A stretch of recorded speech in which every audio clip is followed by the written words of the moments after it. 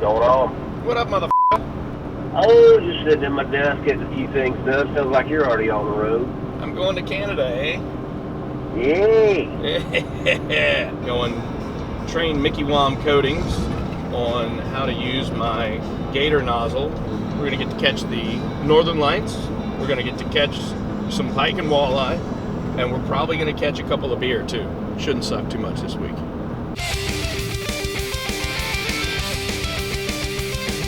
It's a lot cooler here than in Baton Rouge. I think we'll survive. I will. I'm well insulated. Not sure about you. Skinny dude. Yeah. It's really not that bad. They say it only gets to, around negative 20-ish up here in Calgary. So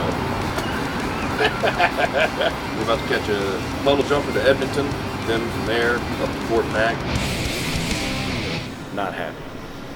So I want to ask you a question, so I'm being polite by waiting until you're done with your conversation. I remember in Jamaica, I was there, it was 2000 and... I had to be 2000, say 2010. No. Do I want to help our environment? Absolutely. Would I promote it? Would I ask for donations? Well, we also have you on Facebook now. We are getting his Facebook page. We're also getting a business card. If I see your video, and if me personally, I believe in it, then I will promote it. All right. Kate or Kate? I'm also going to give you my phone number. Okay. But you know what you're going to notice when you're here? That's really cool. The sun doesn't set until... Yeah, 10. Oh, later than that. Oh, really? We're going to have to stay up until around 1 to catch some Aurora Borealis? Is that what you're saying? Probably, yeah. We're finally here. Fort McMurray. Mikiwam Coatings.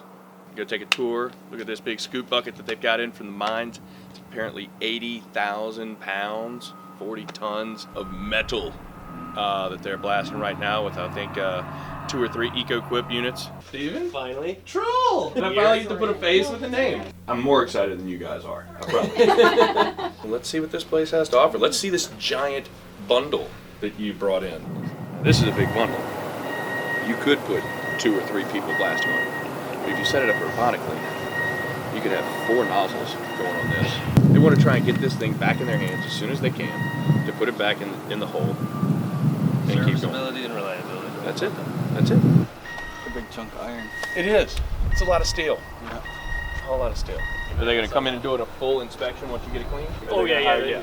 Stuff wearing out, don't they? We used to use spun catalyst from the reactors, the little balls, once it all broke down. Yep. Used to save it and put it in drums, and we used that for blasting turbines and shit like that. But that stuff was too loaded with cancer, right? Baking soda is an effective blasting media. It doesn't plug. Oh no. In fact, Armax created a flow formula for specifically wet abrasive blasting mediums. The competition. The neighbors? Yeah. Are the direct competition? Oh, yeah. She does. I think that's the guys, buddy in Texas there. Oh, they've licensed the dry nozzle? Yeah. They're going to be dirtier and use a whole lot more product. They don't know that we're doing this, so. So when we go out to see the buffaloes, that was all of mine at one point. Wow. And it's it's gonna all be been absolutely reclaimed, gorgeous. and plants and animals are able to thrive on that land. And they do. They absolutely do. Conservative or liberal, nobody wants to just shit up the planet. I mean, if they do, then Yeah. there's a problem with that individual. Yeah. All right, let's go see some buffalo. Okay.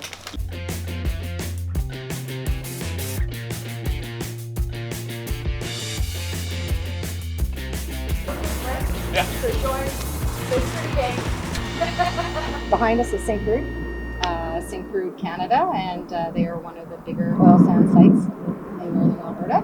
So they use a truck and shovel process now, but years ago they used to do what you see behind you, a drag line concept. And so they used to dig it up through the drag line, put it on a conveyor belt.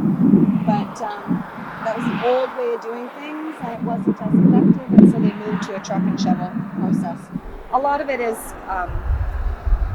manufactured off-site and brought in pieces, and then erected on site. We have 4,500 employees.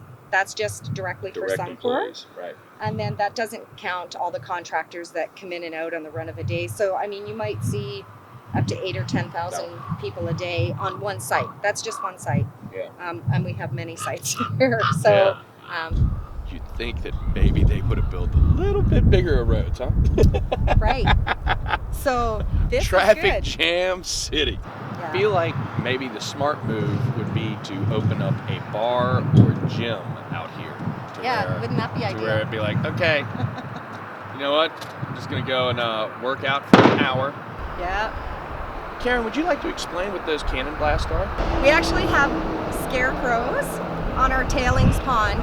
There's sand in there, there's oil in there, and we don't want the birds to land on those tailings ponds. Yeah. So we put scarecrows up there and we put cannons, and the cannons go off periodically to scare the birds away because, we don't want to hurt any birds in our process. Right.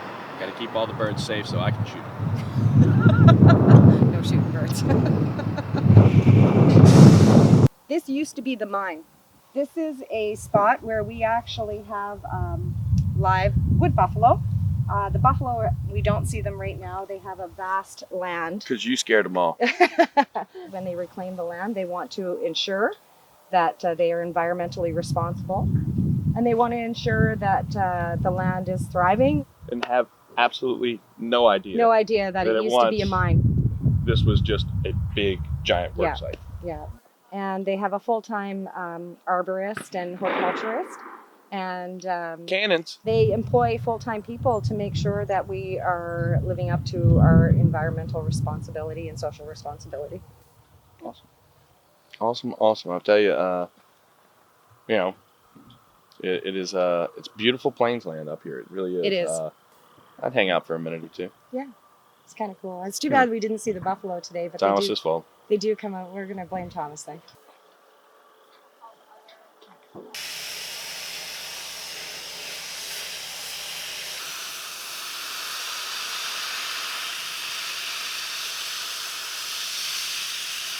This year, February, was the coldest month we had in 50 years.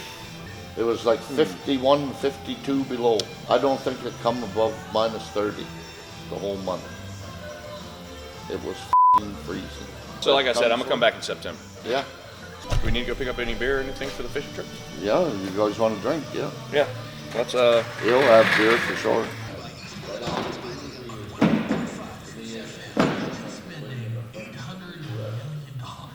We're going to get to go fishing. Catch some pike, some walleye. Hopefully we're going to have a good time. It sounds like Ivan knows what he's doing. You want one of these or one of yours? Whatever fits in my hand. It fits in my hand. We got f***ing mosquitoes there big enough you could shoot them with a 12-gauge shotgun.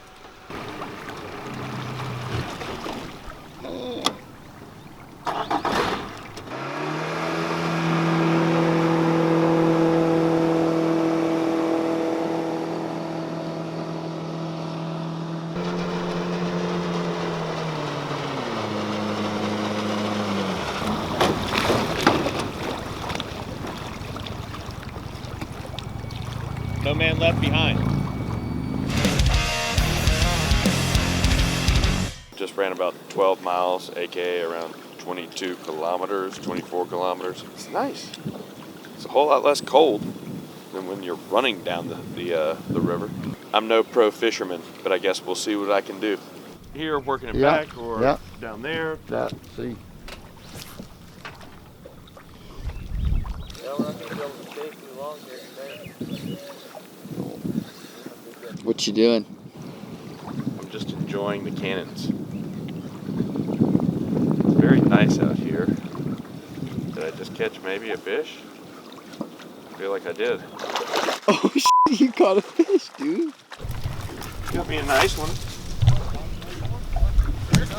Is this a teethy fish? Really No. teethy, and they got some Those dirty spines spines. on their back, Oh yeah, look at those f***ers. and they're down. f***ing poisoning you. Like you'll swell up your fingers and shit. Look at that. Yeah. Man, just come and find me a nice little walleye. Go back. Swim away. You're making me look bad. Kill the fish. Wade, do you want to come and talk about the EcoQuip unit? Sure. So the EcoQuip is a wet-based system, but what makes it really different from a lot of other wet-type systems that you guys are mostly familiar with is we're saturating the material in the pot with water, but we're using hydraulic pressure to control how much material is squeezed into the airflow.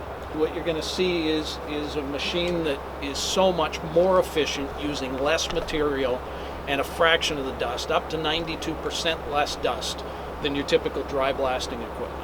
Okay. We'll hit 1 for 1.5, we'll hit 1 for 2, we'll hit 1 for 2.5. Okay. Outside of a chemical dip that you can really get in there and let stuff soak, that you're not going to be able to have a hydroblasting system or really anything be able to get inside the bundle. This was just kind of just to show you. This is what we're going to achieve on the end.